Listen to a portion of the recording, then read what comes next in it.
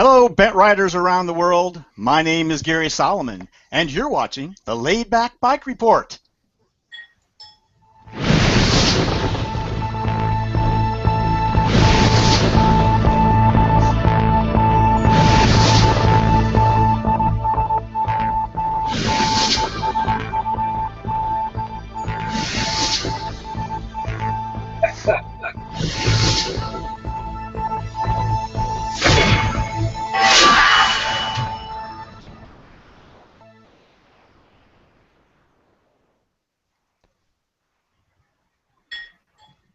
Hey guys, I'm coming to you live from the Laidback Bike Studios in Pickerington, Ohio, where we broadcast every month on the first or second Sunday of the month.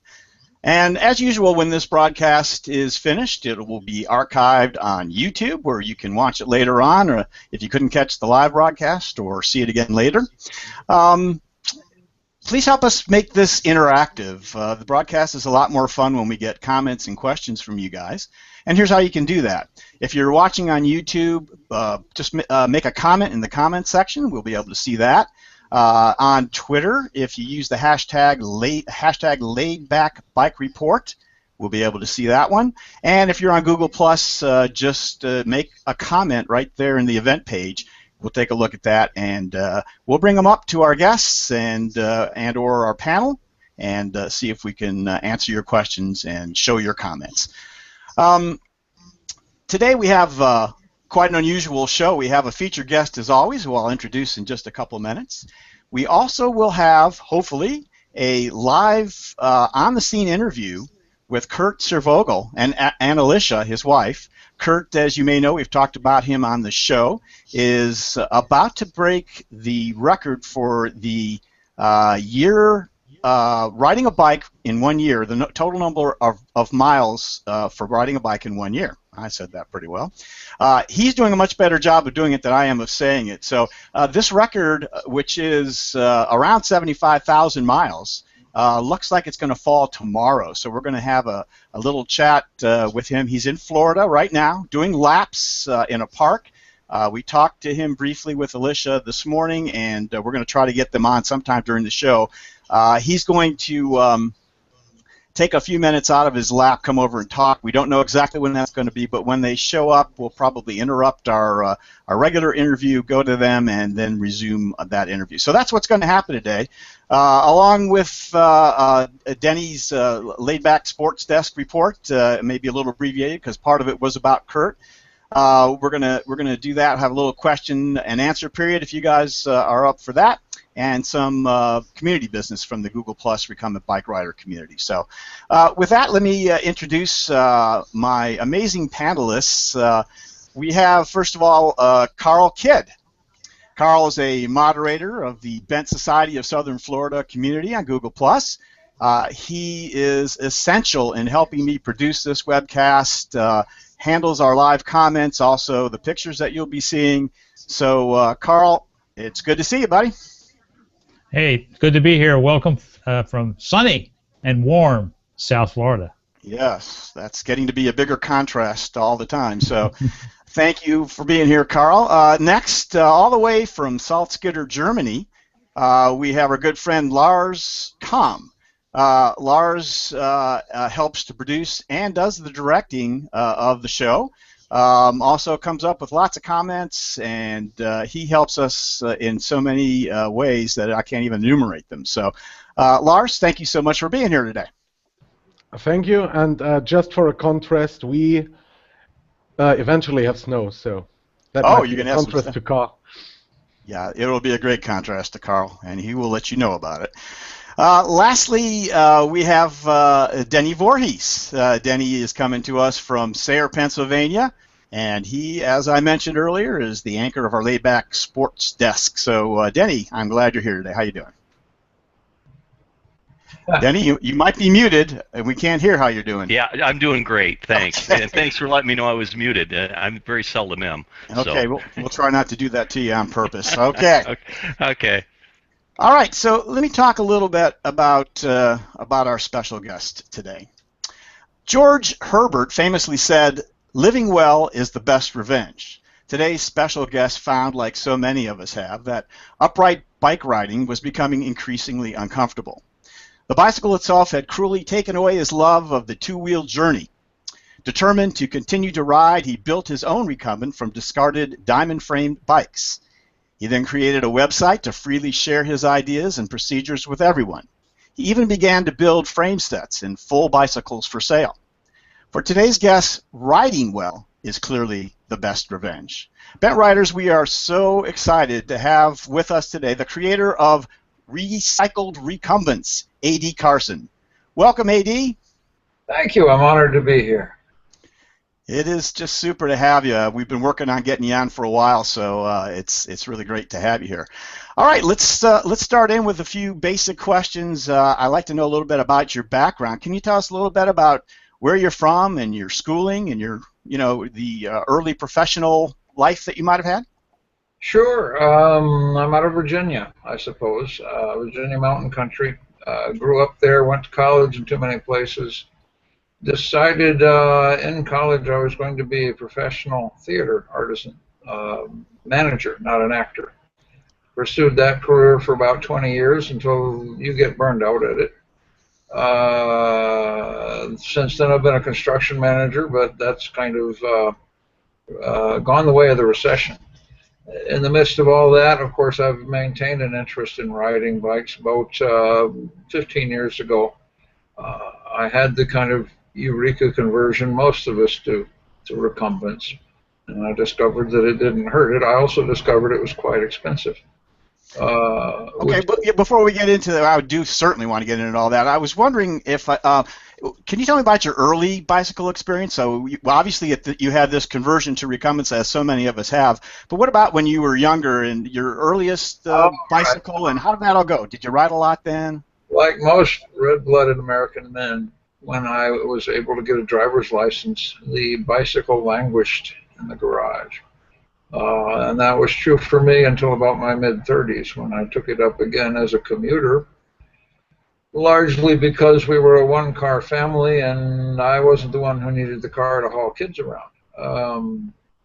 So I started commuting, and that led me to a couple of event rides. There was one in Pittsburgh, which was quite tempting. It's about 35 miles long, which was, in 1994, a uniquely long distance for me. But the payoff was coming down a 5-mile hill on a freeway down into downtown Pittsburgh. It's a wonderful ride. That was the beginning of an addiction to distance riding in groups, both by myself and in groups. In 1998, I had the audacity to think that I could do a 2-day charity ride. At that time, we lived in Houston. I went Houston to Austin in 2 days for a charity event. I didn't think I could do it either. Most of my friends didn't. All that was on upright bikes, but it was a budding addiction to riding. I did a similar charity event up here in the year 2000 when we moved, or no, 1998, 1999. I think that was the first time I ever saw a serious recumbent bike and thought there might be an answer to the obvious pains of riding an upright. So that's my background. I was never a racer, never a serious athlete, I suppose you'd say, on a bike. I still don't like the word serious as an athlete. No, but I've read that you've had some serious mileage on your bikes here recently. I think we'll get into that maybe later in the show a little bit. But you do ride a lot, so it may not all be about competition, but clearly riding is very important to you. I really, at this point, let's start talking a little bit about the story behind Recycled Recumbents. You mentioned a little bit about finding the recumbent bicycle and finding the first serious one that actually was comfortable. So can you draw us a line from there to what your thinking started being about getting your own recumbent, and then how that might have translated into your business? Well, sure. The vision of someone riding a recumbent on that charity ride led me to think that there'd be an answer to the pain in the tail, the pain in the hands that one experiences when one isn't properly fit, I suppose, to a diamond bike. Which led me to a retail shop where those bikes are sold locally. which led to sticker shock because those are expensive bikes. So the only thing he let me get on in the year 2000 was a bike key, because I'm an oversized gentleman. I'm sure he didn't want to break any of his display models, but that led to internet research. That theater background I talked about gave me access to tools and shop tools, metalworking tools, and internet research led me to a couple of different websites that said you could build your own, which would be a solution for a poor theater artisan who doesn't have enough money to buy a $3,000 bicycle. That's how I got started at it. I would credit two people: Barnett Williams, who gave me the first bike that I built, or the information for it, and actually Warren Beauchamp, who wrote a 2-page article. I probably wrote it in 1998 or 1999 on how to build a clone of a Tour Easy. Those were the seminal documents for me, from which I started playing in the shop. Okay, so basically at that point you kind of went from building sets for the stage to starting to build your own bicycles. That's an interesting little transfer there. So you at that point decide you've got this information, and you decide you're going to start building your own bike. So how did that start? What did you build when you started? The easiest thing to build is what you see on your screen right now. That's an old lady's bike frame, somewhat chopped down, and then the dilemma is putting a boom on the front and a crankset out front, and then obviously creating a chain line that makes it work. What you're looking at is the first bike I ever built. It has, in fact, a Barnett Williams seat on it, and the boom design and bracing is my own design. That anyone who's reading about these things on the internet is going to do a certain amount of interpretation based on their own circumstances and available materials and tools. This was my variation on that. It's got a 26-inch back wheel, and God love it, a 16-inch front wheel on it, and it was very nice. Mm-hmm. But I wasn't totally comfortable on it. So I kept looking, kept thinking of what I might build instead. Okay, right before you go there, let's talk a little bit about where was this all taking place? Is this just at your house? Oh yeah, that's a driveway shot with some of my bikes, and a 2-car garage, which is the extent of real estate owned and operated by Recycled Recumbent. Everything happens in that garage. So this is the worldwide headquarters we're staring at right now. Okay. All right. It reminds me of my studios, actually, so that's appropriate. All right. There's a van full of raw materials. Yeah. So let's talk about that a little bit. Where you started deciding to build these bikes, and you started deciding to use, at some point you decided to use diamond frame bike frames. So where did these come from? Well, that was an early dilemma, because you wind up shopping, garage sales and church rummages and so forth to see what you can find. I'm blessed in this part of the world with a couple of gentlemen who are bicycle junk specialists. There are, in fact, charity bicycle shops here which take donations, and then for modest cash purchase price, I can buy 20 frames from him that happen to be ones that he can't reclaim and rebuild and sell. Or they aren't worth his time to do that, or they're not pretty enough. So they can come to me and become the sort of bikes that become the donor bikes for Recycled Recumbents. Okay. There you go. So I have a question here about the equipment that you use in building your bikes. Maybe we'll probably get a look at some of that as we go through what the process is. Would that be a better time to maybe talk about that? I don't know that we're going to see many of my tools. We're not really going to see a shop layout in the slides we've got lined up. So why don't you briefly, if you would, just briefly discuss what do you have on hand that you used on a daily basis to work these bikes? I'll give you two answers to that. One, anyone who's going to do this once, and most people are just going to do it once or maybe twice, you can get by with a hacksaw and a file and a borrowed torch. That's probably as much as you need. Because I do so much of it, I've bought more and more tooling to help me do it. I have power hacksaws. I have a drill press. I have, on my bench, there are four and a half inch angle grinders. That one of them has a cutting blade, one of them has a sanding disc, another one has a very stiff wire brush for cleaning things up. You know what I'm saying? I've acquired a number of tools just to make it easier so that I can build 6 frames at once, or and I have a beautiful bike work stand where these things stand up, and the bench vise and so forth. But the whole point is you can start quite simple. Every cut on the bike frame to make a donor bike into the parts for the bike you're going to build can be done with a hacksaw. Okay. So basically your everyday tools you would need, say, to break out of prison would be just all you need to do one of your bikes. That's what I believe. It takes a little longer. I like to go a little quicker, so I've bought specialty tools to get me into it. That's great. Which, yeah, because you do a lot of these, and I know many of the people that have worked with you to build their own bikes, that is just 1 or 2 off, so they may not need quite so much. Let's move along then to what it is that you build. Let's talk about the models that you have built. So can we see that one first picture? Yeah, right there. Now, so there are 3 basic, as I understand, 3 basic models that you have built. Let's go through them and talk to us about each one, if you would, AD. All right. Well, this picture is in the group. It happens to be the first recycled recumbent I ever built. It directly followed the short wheelbase bike you just saw. And that, in fact, was the first test ride of that bike where I was. I had that totally pleased, I built it myself grin. There's nothing like that grin in the world. And I'm so proud of the people who build off the website because they get to do that. And they get to, if you will, take ownership in just that way, as I did with this one.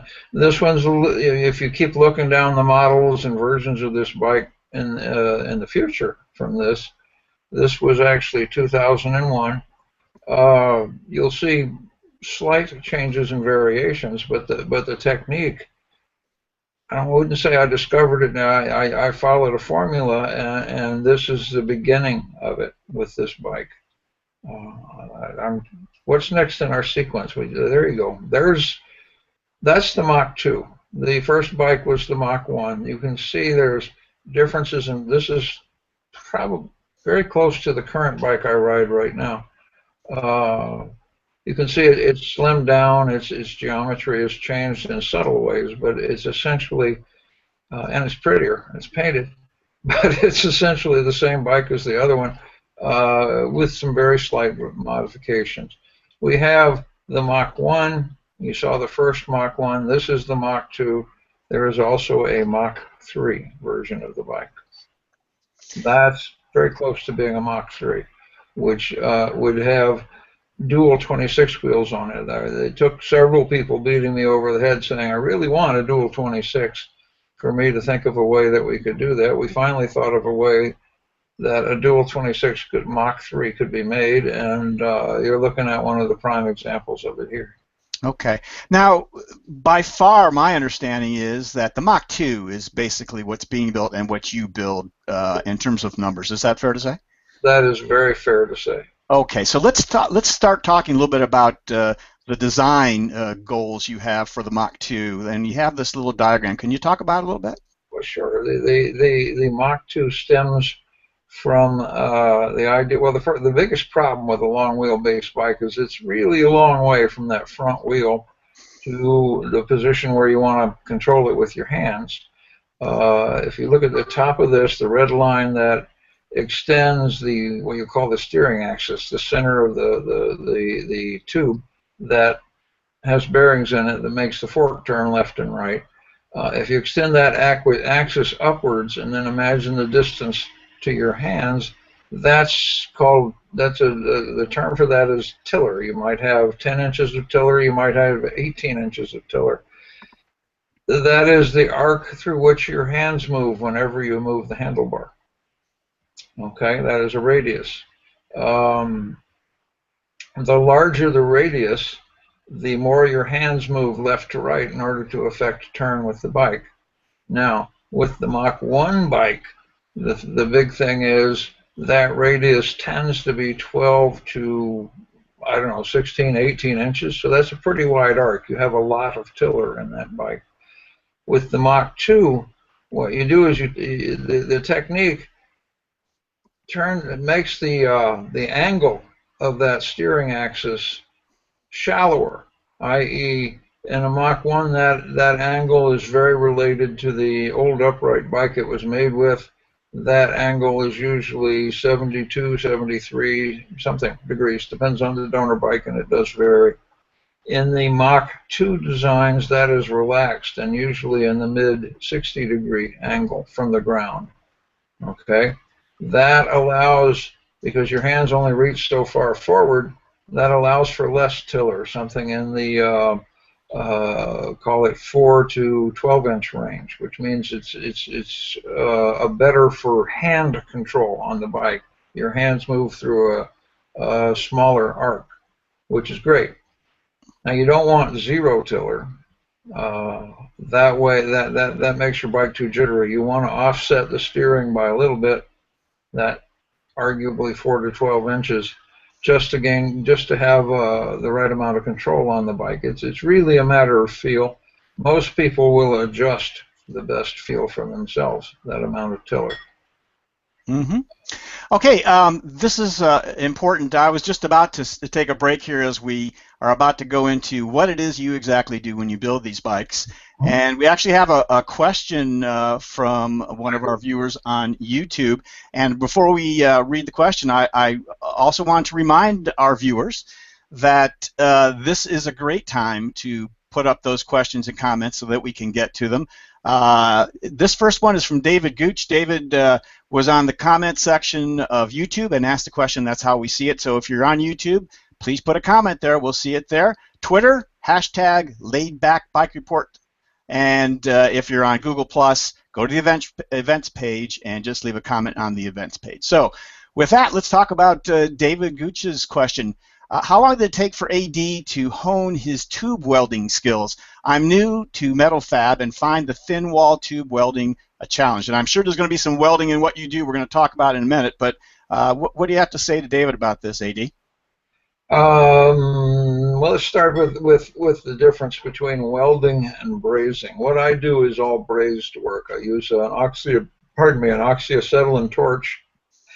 And the nice thing about that with thin wall tubing is that it's less invasive, i.e. it doesn't melt the base metal of the tubing unless you're awfully careless about it.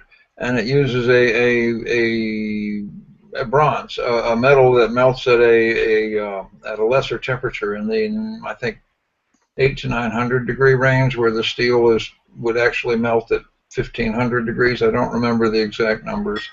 So there you go. There's a very difficult picture of a torch and the steel being heated. So that's one reason bicycle frames are brazed together, simply because the tubing doesn't melt, and it's a more nuanced control of the flow metal. That's a finished joint of mine on the screen there. Brazing also lends itself towards lugged joints, i.e. sleeved joints, where one tube fits tightly inside the other, because the brazed metal is drawn into a properly heated joint by what's called capillary action. It's literally sucked between the pieces. So my first suggestion is brazing. A, the equipment is generally a little cheaper, and B, the control and the learning curve is easier than any of the arc welding machines. You are essentially wearing deep sunglasses and you can see what you're doing, as opposed to any of the arc welding, which requires a filter that you are effectively blind with before you would strike the arc. So all right. That's the fundamental answer. The second answer is, how do you get good at anything? You practice. Right, and I know that's what you talk about on the website, is getting the practice, getting it right, and eventually it'll come. So I hope that answers your question, David. Thank you for sending that along. And so with that, let's go ahead and start talking. We jumped a little bit into it with that, so let's start talking about what the process is, AD, as you go about building a bike. And Carl, that was a great job jumping into what we're doing. Let's take a look at the hacksaw, which is what you talked about earlier. Let's start with the hacksaw. What's going on here? How do we start? The first thing on the website is telling you how to take apart an old bike frame. This is the way you can do it with a hacksaw to take the seat stays off of an old bike frame. Just simply hacksaw right there between it. It's very straightforward to do, and then you're left with the front portion of a bicycle. And this is a key picture from the website. This is about layout. This is about how to make the pieces do what you want them to do, i.e., how to shrink the main triangle of the bicycle into the bike frame. Let me pull up a visual aid here, and Carl, see if we can't do it. Here you go. You may or may not recognize this lovely thing. I've taken the rear triangle off of an old. This is a Raleigh bicycle, a very nice one. Okay, and as you continue to cut it apart, let me do this. This is a visual aid I carry around. You can take parts away from it. On the top tube, I know eventually I'm going to use a lot less of it. There, I'm going to drop them on the floor. And on this part, I'm going to use a lot less of it. I'm taking away a good piece of the seat tube here. Now I'm trying to move slowly because I know this is soft video feed. I've got the bottom bracket in my hand, and I've got the old, head tube in my left hand as it happens. Okay. Now I'm going to separate them yet again. Now, obviously, I've pre-cut all of these parts and done the layout, but here's the trick. For the Mach 2, the old down tube becomes the top tube. Watch this. I'm turning it. Okay. As it happens, the old top tube is 1-inch tubing on most of these road bikes. The old down tube, this part, is 1.125" tubing. They sleeve together. I've got a piece of the old down tube here, and it sleeves right into what was the top tube, and then it nests together. This lovely thing winds up being the front piece of the Recycled Recumbent. It's very simple, easy to weld together. It comes from this picture that you see. I know there are dimensioned layouts in the drawings, but really this is where you need to get get the proportions of your bike properly. What that is a fork of a 20-inch front wheel, just kind of loosely put into that flipped head tube, and then the parts that are cut in an oversized way are aligned. And I bring a crank set to it so we can make sure when you turn the crank from where it goes that you don't bump into the front wheel. And they're also above the crank on what you would call the, I suppose, the seat tube, that there's enough room for a derailleur to hang there for a multi-speed crank. That's the layout key to making the Mach 2 Recycled Recumbent work. There. Okay, and let's go, if you can, just briefly go over how you put the tubes together. We talked a little bit about that already, so just briefly looking at the pictures, if you would. This is, I call this a bell joint. When you make the bottom rails for the bike, you actually have to cover stubs of the old chainstays. This is an old chainstay in the right spot for a bike. And then the new tubing added is generally, believe it or not, electrical conduit, EMT, electromechanical tubing.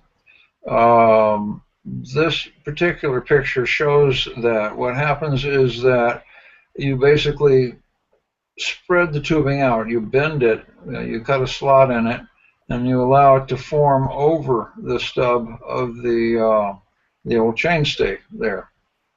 Then, and there are other pictures in this sequence that I didn't include for the brevity of this interview, but basically you heat this. I know that, well, this is not that joint, but you have to take a torch to that joint, heat it, and form the spread outer tubing around that chainstay. You have to form it so that it's nice and tight, so that it effectively becomes a lug around the stub of the chainstay. I hope I'm not losing you with this.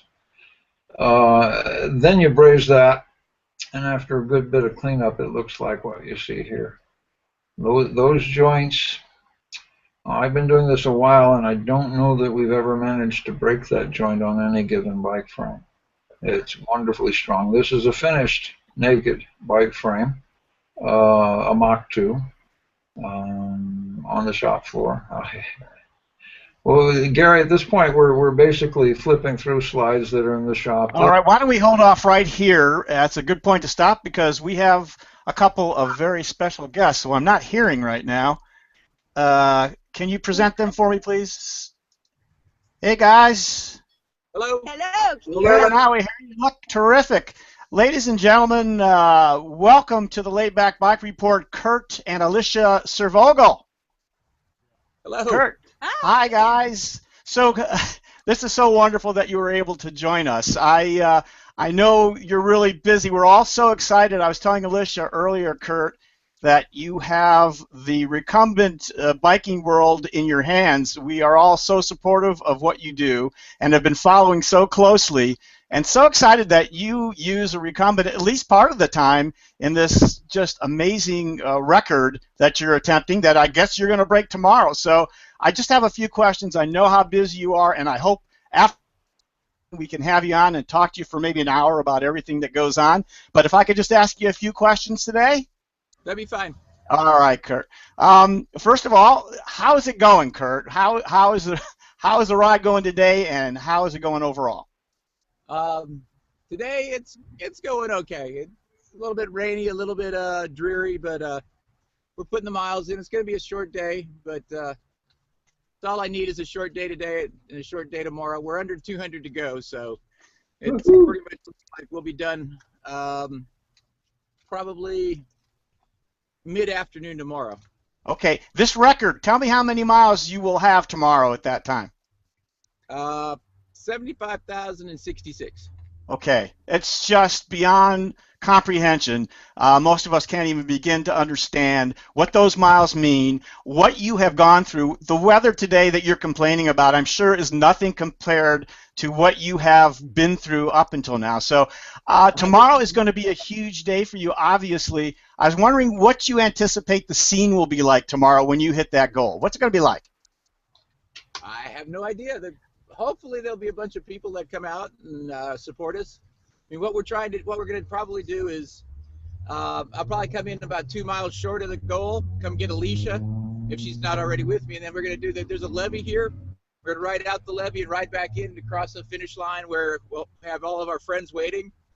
And then as soon as we do that, we're going to turn around, take everybody on the bikes, and we're going to do a victory lap around the park, and then we're probably going to go party.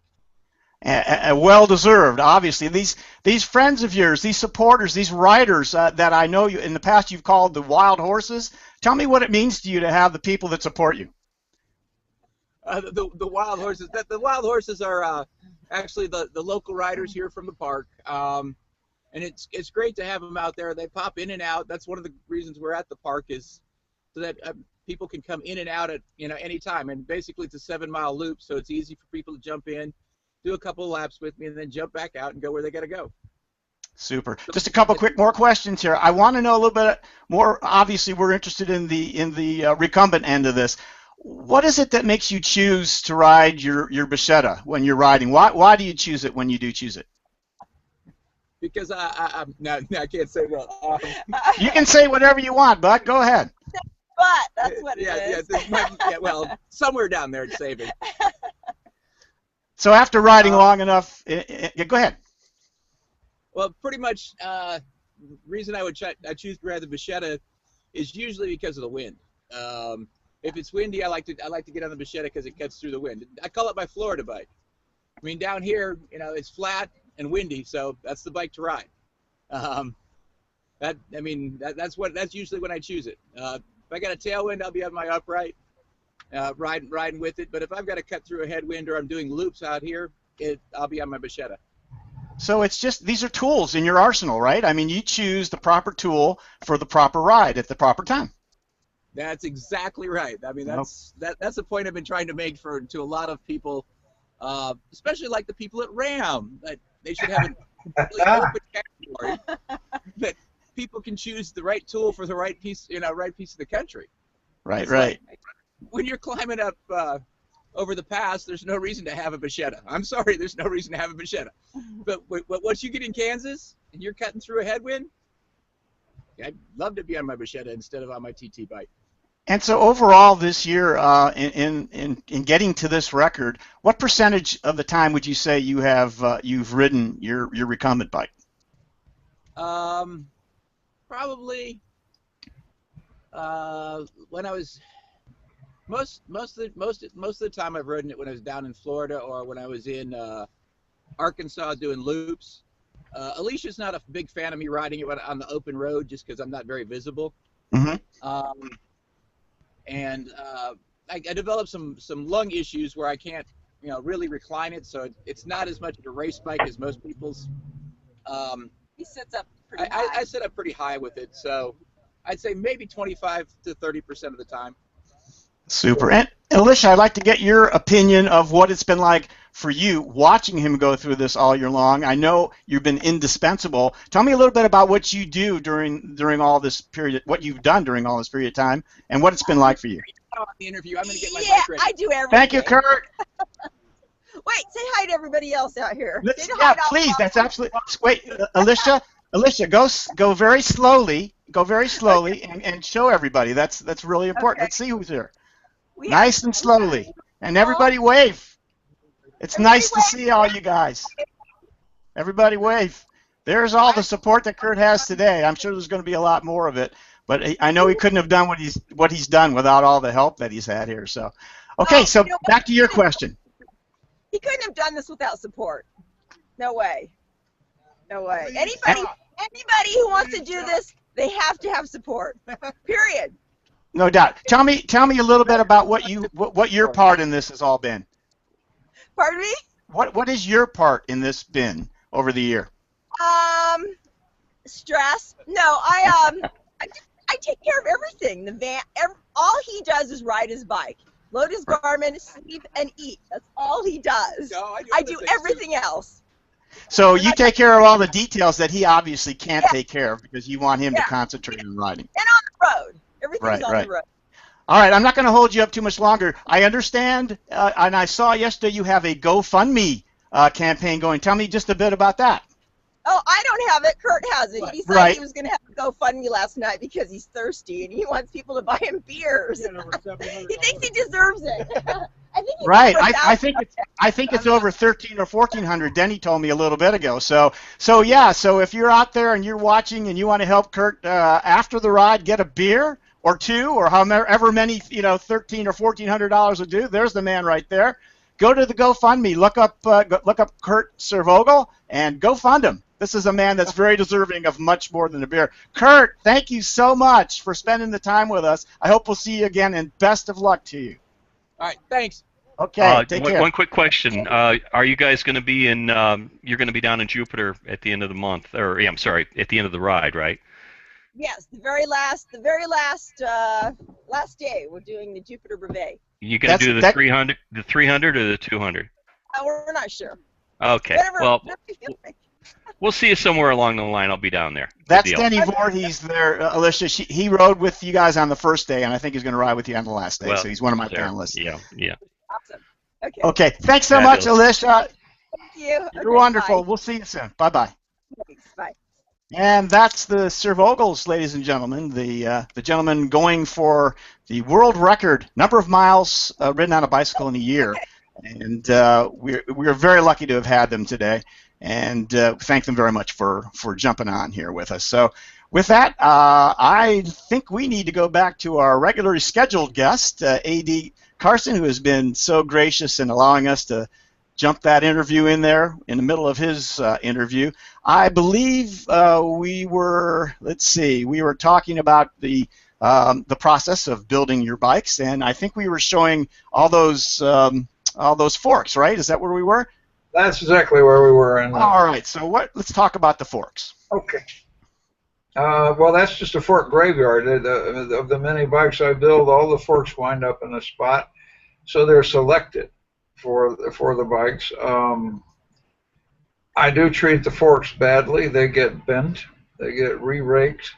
Make the yeah, exactly with this sketch, which most forks are raked at about 2 1/8 inches. The geometry of the Mach 2.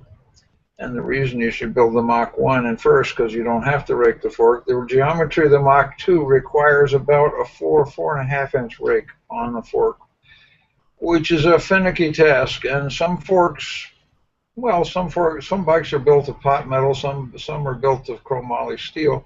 You have to, you almost have to bend a fork to decide whether or not it's going to survive that process, which is extreme for a fork. And if it's going to make a boat anchor, or if it's going to make a part of a Mach 2 recycled recumbent. This is the first sketch about how to do that. This is how far you bend it.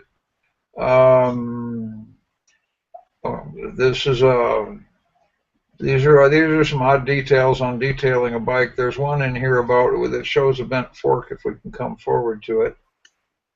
Yeah, next one, Carl. I think.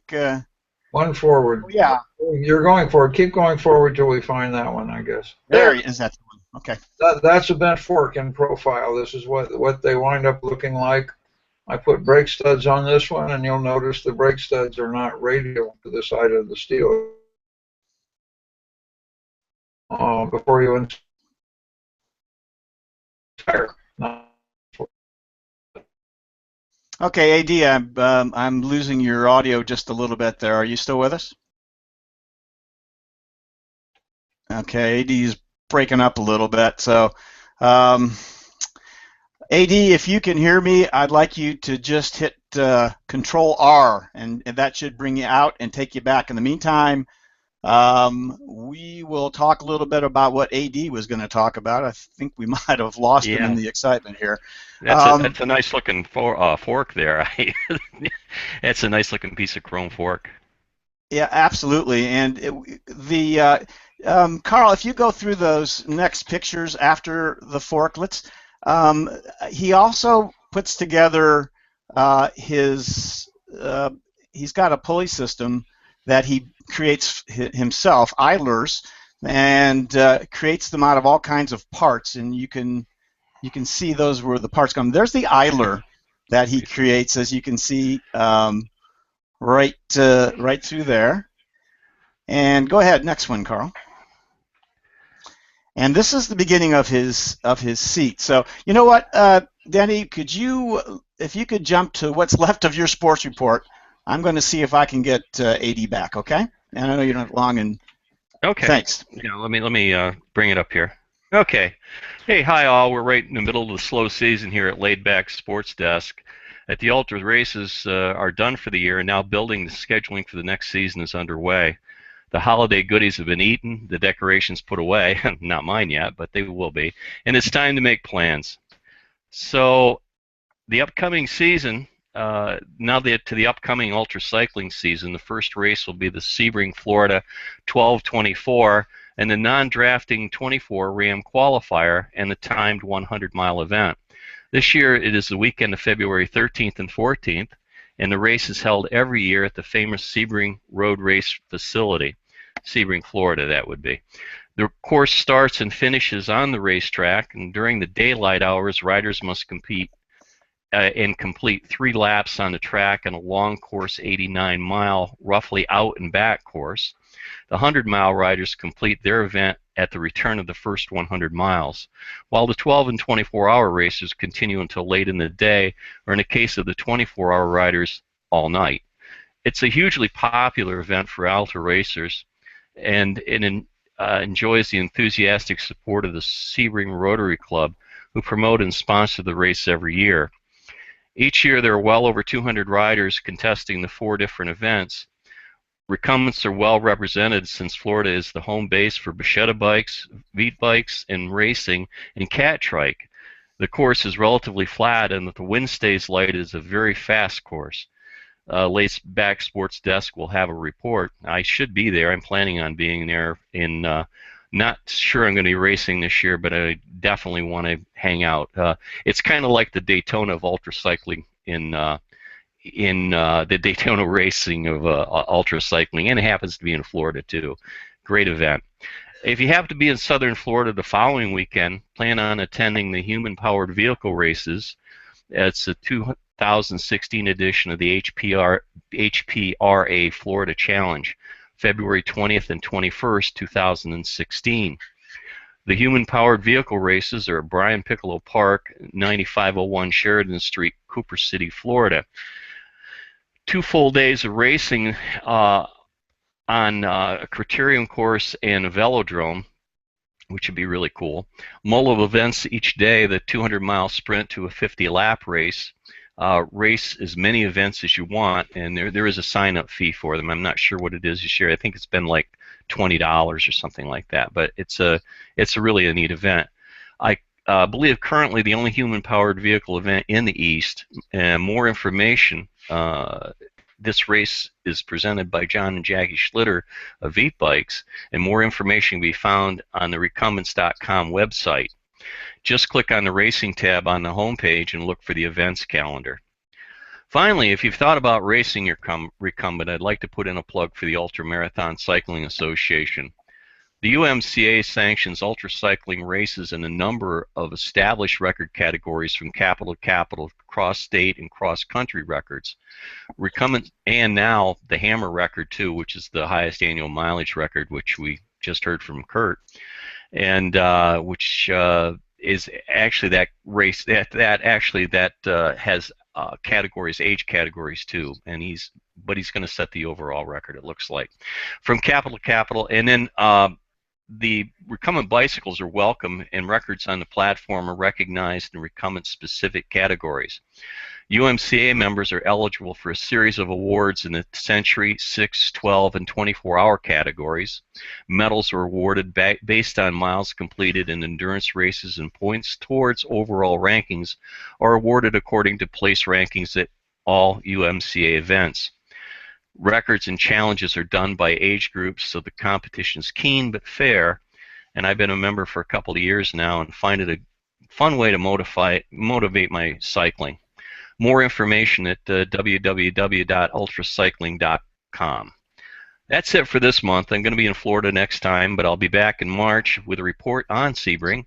So then, stay on the bike and keep moving forward. We'll be back to you, Gary. Thank you, Denny. Very nice. All right, so we see that AD's trying to get back with us, but I don't think he is yet. So as he continues to do that, Denny, I want to go back to you and talk a little bit about Kurt Searvogel and what he's been able to accomplish this year. You are no stranger to ultra cycling, as you've talked about. You've done 12-hour races. What's the longest continuous race that you've done, Denny?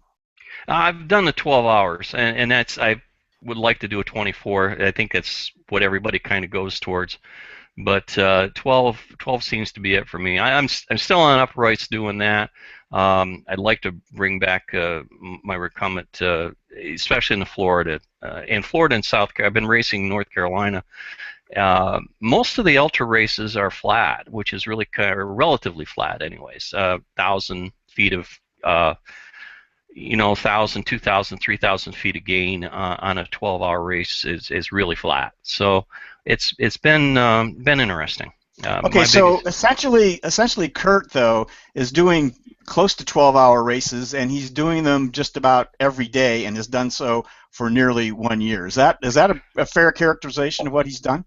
Extremely fair. yeah, and more, actually more. At Sebring last year, he was actually at Sebring last year, and I think he did 245 to 250 miles. It might have been a little bit more in a 12-hour race. He raced a 12-hour. He didn't do the 24, and that I think at this time it's maybe the longest one he did, but he did that in 12 hours. So let's enumerate a little bit what he's doing. He is averaging lately, I know, like 220 miles, but over 200 miles a day is what's necessary to achieve this goal. Day in day out, and we're not talking tooling along at 11, 12 miles an hour. His averages have got to be close to 20, and I know he's done much better than that on many of the times that he's rolled. Is that also true? Yeah, he's averaging 18.5 to 19 miles an hour, and he's also doing his daily average has been 208 miles a day. It's the double century a day. The shortest day is 35 miles so far. He had some health issues. His longest day, I believe, has been about 200. The longest single ride on the day has been about 250, something like that. So it's day in, day out. I don't believe he has missed. I don't think he's had a 0 day. I think it's been pretty incredible. And yeah, when you think about how, when you wake up in the morning, we all ride. All of our viewers here ride, and you have some days you feel better, some days you feel worse. And a lot of our viewers ride a lot. Some of us ride more occasionally, but you have those days you just don't feel like getting out there. There are problems. Well, it doesn't matter if you're trying to go for this record how you feel. You're going to get out there. You're going to ride. You're going to ride for 10, 12 hours. You're going to sleep a little bit, and then you're going to go do it again and again and again. And it just seems incredible to me that you can do this 365 times. That what that would take to make that record seems just unassailable. So we'll see whether it is. I guess there are other people that are trying to achieve this record too. You were telling me that earlier, Denny. Who else is on this? There's Steve Abrams, a Brit, and he's doing quite well. He's had some issues. He had a crash with a motorcycle back in March. He had to recover from that. He started a concurrent record in August. In other words, he's still on the original one, which actually finished New Year's Eve, that first year when finished New Year's Eve, and he's still continuing on because he's started another concurrent record in August. They let him do that because of what had happened with the crash. So he's still got to August. He's right now is going through some diet and health issues, but I think he's doing pretty well. And then there was another fellow, Miles Smith from Australia, who has abandoned it now. He was working in November. It just got to be overwhelming. There was another rider originally, I'm trying to think of his name now, from Texas. Didn't work out well for him. He managed to fall behind very, very quickly, and he was out of it. I think AD's back. Do I see him back? No, it's just his avatar. So we're gonna, you know what, Carl, if you could put the seat. I'm going to just kind of go over quickly. This is basically pictures that he had set up, and I've read the website. I'm going to very quickly go over this, and we'll have AD back if he doesn't get back to us to talk more and answer more questions. But if you can do the bent seat frames for me, Carl, and then I'm going to just quickly talk about what it is. Go on past where we were with the idlers. And I thought it was kind of interesting that the idlers were out of a recycled garbage can, or a trash can. It was pretty cool. Right. This is really what it's all about for AD is recycling. That's the name of the business, and that's what he does. It's a wonderful idea that all this comes from things that have been used before, and we don't need to use that many new materials. Okay, I'm going to just talk briefly about the seats. He makes his own seats too, and he bent. Somebody, Carl, you're going to say you're having some trouble? Yes, I am. All right, so I'm just going to tell you. Just keep talking, and I'm working on it. Yeah, he has a frame bender that he uses. He uses aluminum tubes. We may have AD back. Well, it looks a little fuzzy, but I think he's there. AD, you there? I'm here. It's been difficult. I apologize if it's. Oh, don't apologize. We've been going on without you. I'll tell you. Can we just and we're having a little trouble with the pictures here. Can we talk about those seats? That's where we were. Can you tell us how you do the seats? Well, first, the credit where it's due. This original design was Barnett Williams. He's a Canadian engineer who drew that seat in, I think, 1998 or thereabouts. I've taken it on as my own, but it's a delightful sling seat. But the drawings for it are very much his. or they started as his. So the design goes as far back as that first picture, and I'm still sitting on that seat now. It's made by bending electrical conduit. It's actually a very light seat frame, under 3 pounds. And it stands up to a heavyweight like me. I'm at about 250. There you go, Carl. Like, hang on a second, AD. I'm sorry. We've got the pictures, I think, now. Okay, so there's the conduit that you're talking about. Go ahead. Right. That's a series of about, I don't know, 4 or 5 seat frames in production, if you will. This is how they're bent. The conduit bender is put in the vise, and you simply bend by hand to the marks on the pattern. The pattern in the drawing is reproduced in full-size printable 8.5 by 11 sheets that you can put together. It's on the website, so you can do that yourself. This is the cover for it. I use a Fifertex mesh, and it's hand-stitched on the seat. Resulting seat, as I said, is about 3.5 pounds when it's done, and very comfortable. Did I read that you recommend stitching this while watching a football game or something, and that's about how long it takes? It takes me about that long. It probably would take you that long on your 4th or 5th one. And are the seats comfortable, AD?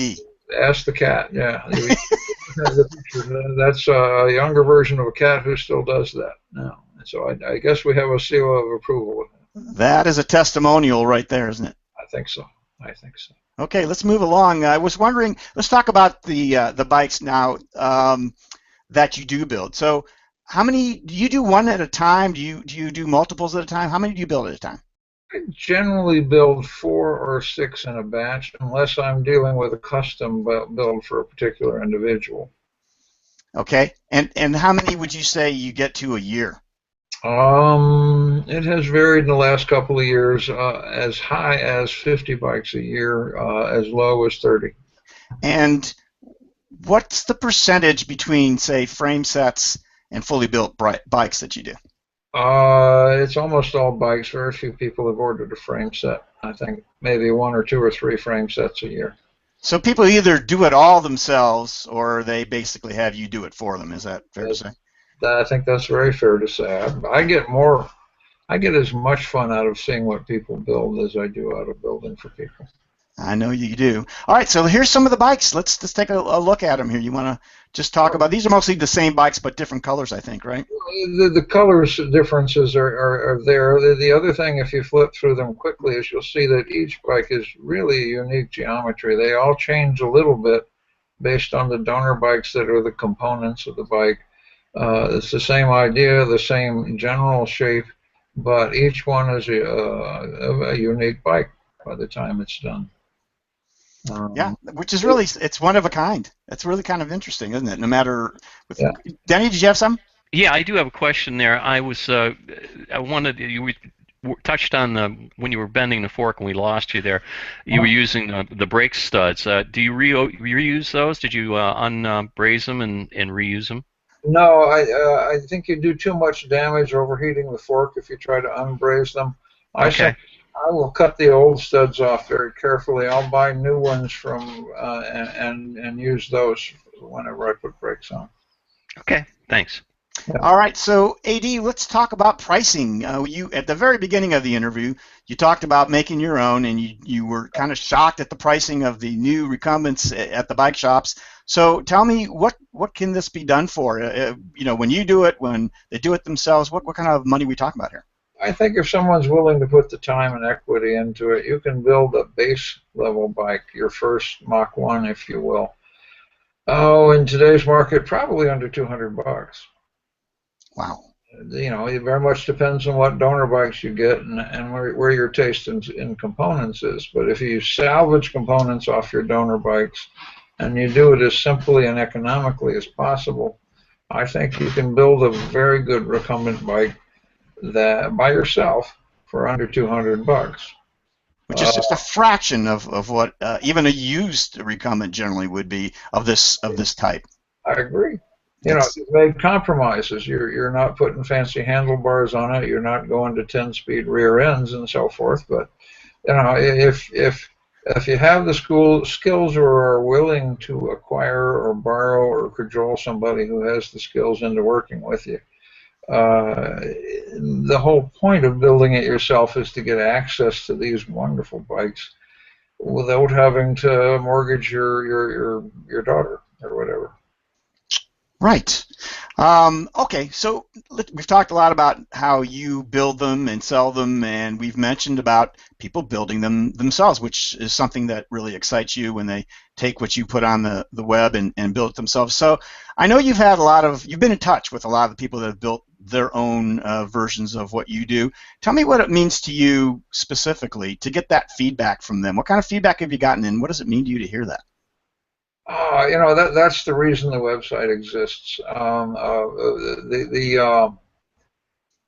know, I like to keep building them, and it's great that people buy them because it allows me to keep refining my golf swing, if you will. You know, the more you build, the better you are at it, and 10 years out, I'm building a better bike than I made before. But to see people come back with a bike and tell me they really enjoyed the process and made a good bike, and now they're riding the bike. That's what the website was created for. It was, if you will, it's fundamentally cheerleading, so people will dare just have the bravery to take on the project. You're looking at a couple of pictures here of people who have built their own, and you can see their interpretations on my theme, and I've learned a little bit from other people based on what they've done. This fella has an underseat thing going.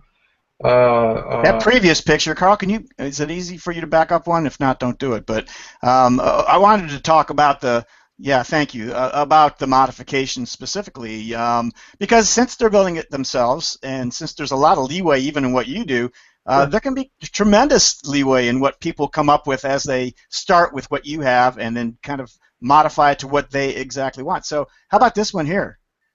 That gentleman is a Brazilian gentleman. He wrote me only after he'd finished a bike and after he'd done 1,000 miles of Trans-Brazil on this bike. He sent an exciting series of, I think, over 100 pictures of this on all kinds of dirt roads and back roads in Brazil. It's a wonderful bike. It is a Mach 1 bike, which is just fine. It's still a great bike. And I think he did a marvelous job. If anyone's interested, write me. I still have the whole sequence of slides that he sent. And I think that's a really good point to talk about here, is that this communication between you and the people that build the bikes that you talk about on your website, it's a two-way street, and you said you learned a little bit from what they do, and I'm sure they learn a lot. So AD is very, very accessible.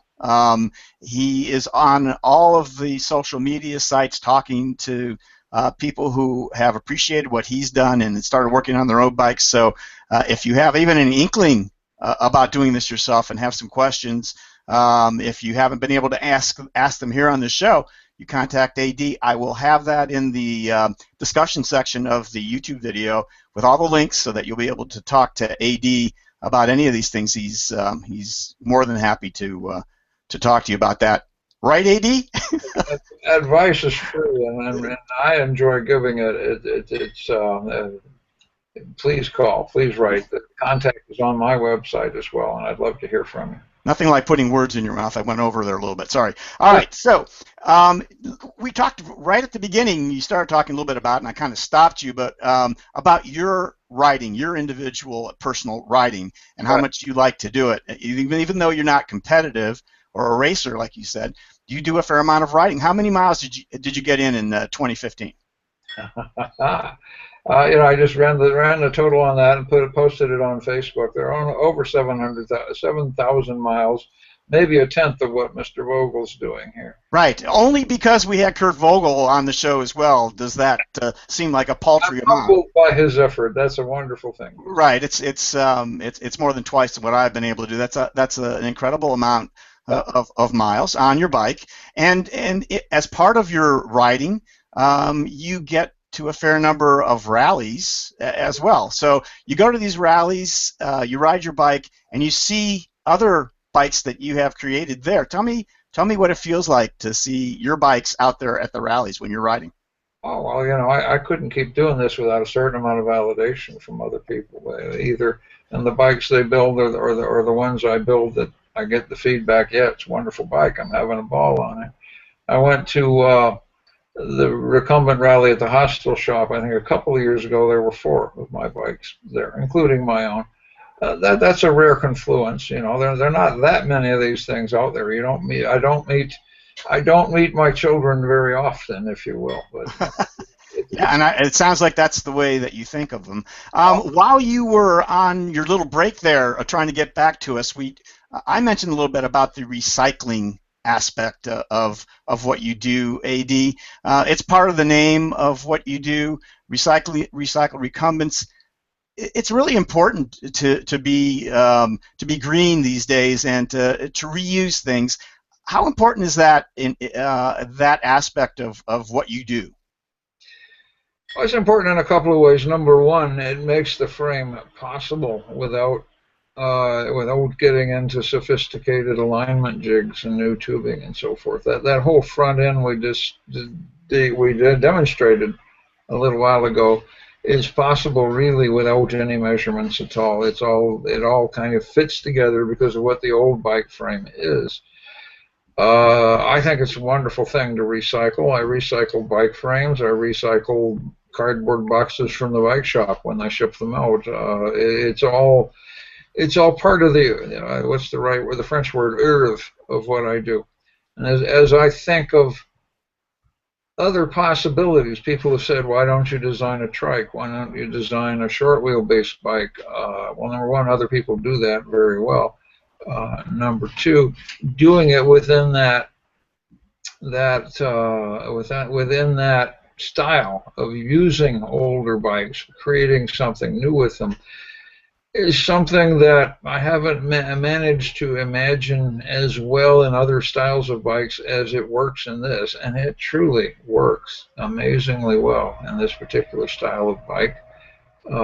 It takes essentially 2 donor bikes, 2 old 10 speeds mountain bikes, what you will, to make one of these. And the idea that you can take these old unloved garage sculptures, if you will, from someone's discard pile, from someone's donation to the Salvation Army, and make something this wonderful about it has always been part of the appeal of it for me. Wonderful, wonderful. All right, so you may have answered my next question. I was going to ask you what's next for Recycled Recumbents. Do you have any plans for making any kind of major changes you want to talk about, or are you just pretty much liking what you're doing and sticking with it for now? Well, Recycled Recumbents has also branched a bit into a recover and recycle of other recumbents shop. I've taken to scouring Craigslist, rumors, and other things, and finding old Rans bikes, old Easy Racers bikes, so what you will, bringing them in for repair, refurbish, and finding new homes for them. Number one, I get to play with them when I do that. And I don't think you ever get to know any recumbent bike really well unless you can ride it for 50 or 100 miles and see what it's going to tell you. You don't get it in a showroom. You don't get it in a parking lot. You really have to ride the bike and adjust it, tune it for yourself. So I bought any number, about probably close to 100 over the past 4 or 5 years, recumbent bikes of one style or another, the ones that interest me and the ones that I don't know anything about. And I've put some miles on them, and I've refurbed them and found new homes for them. I hope without charging too much money for people to do that, but certainly that's become a piece of it for me, recycling recumbent bikes. And that makes perfectly good sense in the parameters of what you're doing. And speaking of, putting 50 or 100 miles on the bike before you really have an idea, at one point, or maybe more than one point, you put a lot of miles at one time on a bike, and I know you've had a Trans Am experience on, I believe it was your Mach 2. We have that picture up there, if we could hit that. Thank you. Can you talk briefly a little bit about what that experience was like for you? Absolutely. That was on my my got to do it some year list for probably 20 years. And one reason to get into the recumbents for that's a picture from 2014. I was in the probably the desert in Arizona somewhere. I don't remember exactly where. On a supported tour. I won't tell you I was carrying all my gear, but it was a wonderful experience. Everything I've done with the bike, which has led to a good piece of distance, is both a great proof of the bike and perhaps of the rider. I like to go out and say, if I have a problem on the road with this bike, there's only one mechanic I can blame. So far, this bike performed well for 3,000 miles. What can I say? And it's not the first one that's gone across the country. It just happens to be the first one of these that's gone across with me on it. So, yeah, no better proving grounds than making your own bike and riding it across the country, and that's wonderful. I think that brings us kind of full circle, because we started with you finding the recumbent bike not being comfortable on the uprights, and here you are finding that so comfortable that you've been able to ride it thousands of miles every year, and in this instance take it all the way across the country. And I gotta admire those orange leggings. That was I have to say something I've not seen before. It jumps right out at you. So your visibility is a key when you're on the road, isn't it? And that should do it. So all right. Finally, is there something that we've left out that you wanted to talk about, or final words that you might have for us, AD? Well, there are 1,000 final words if you have the time for them. Just talking about that, the mileage and all of that. I'd say on the upright bikes in the late 1990s and 2000, I was getting maybe 2,000 miles a year. Well, that was the top end of my experience. I know we're speaking largely to a converted audience here, but the thing I immediately felt when I was able to take a recumbent a long way was, wow, this expands my range so exponentially. And it did. It was the first bike I felt I could ride for a week, or for 2 weeks, or in this case for almost 2 months. And that's what I wanted for it. That's what I see people doing. The right bike is the one you will ride, and I think for so many people this is or could be the right bike. That's wonderful, AD. And as a wrap-up here, we have one final question from Twitter. Denny, can you pop that on the screen for me, please? If you see it there? I don't have it. No, I don't. Let me put it up myself here. There we go. It's from Al Gritzmacher, also known as @DocWoo. Question for AD: can you successfully braze bike frames with a MAPP gas torch? Yes, you can. The MAPP gas torch is something available for under $100, probably in your local Menards or whatever your variety of that is. They come with those disposable bottled gases, and the MAPP oxygen torch, not just a MAPP torch. It has to have the oxygen supply with it. Can burn hot enough to do brazing. What you'll discover is that you will go through those little bottles of oxygen rather rapidly. The MAPP will last you about an entire bike frame, but you'll go through 3 or 4 bottles of that oxygen. But you can do it. Actually, after I left the theater, I didn't have access to their torch kit. So the first bikes I built on my own in the garage you saw a picture of were done with just that, a MAPP oxygen torch.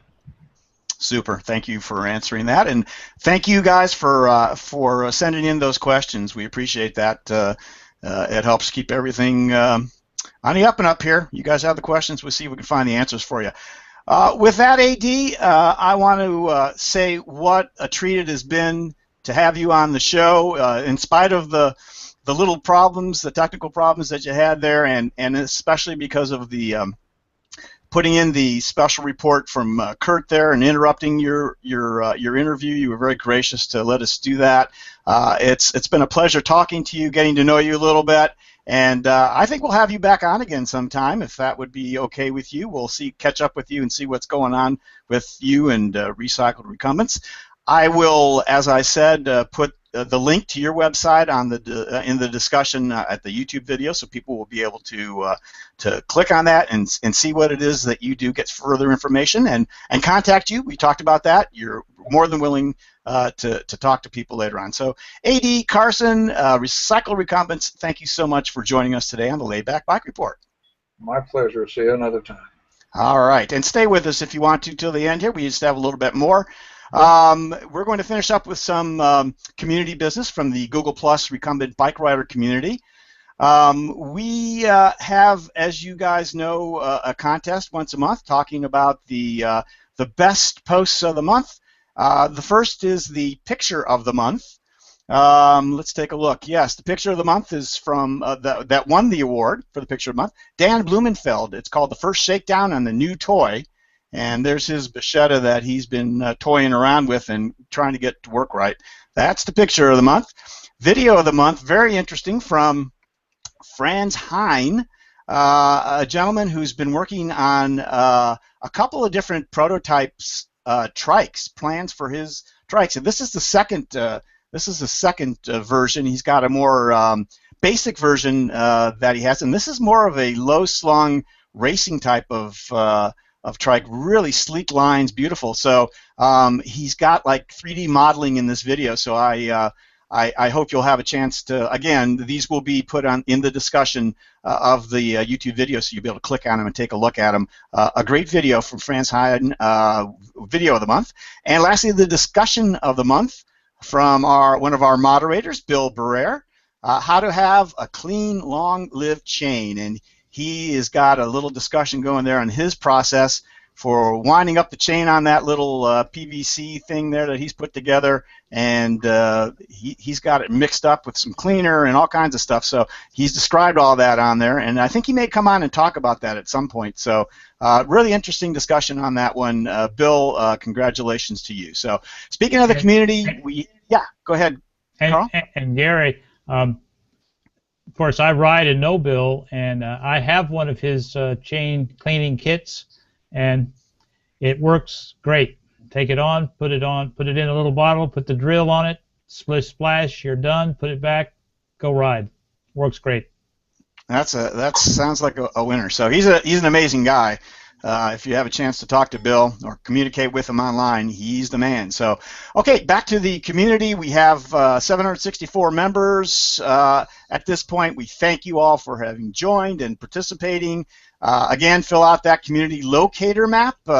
We have you pinpointed there. We have people all over the world at this point that have joined and discussed various issues and post pictures and videos as we've shown you. So thank you to all of you who have put your pin cushions in the map. So, okay, so what's going on at the next Laidback Bike Report? We're off to a good start here in 2016, and we hope to continue with more exciting news and reports.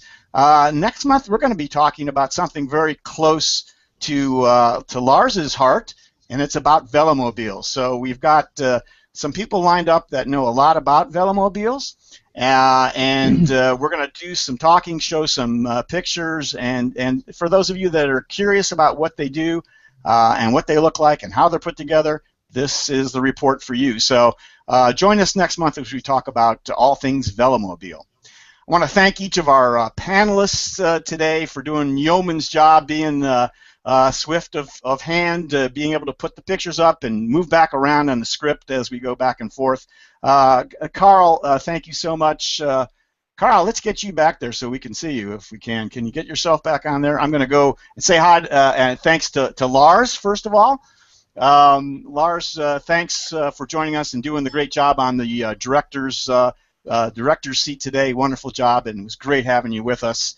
Happy New Year to you. Happy New Year to you.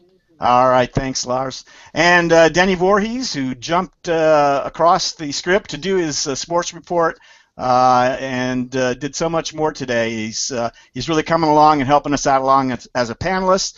Denny and I will be down in Florida, as he talked about. I'm looking forward to joining you for a few nice rides.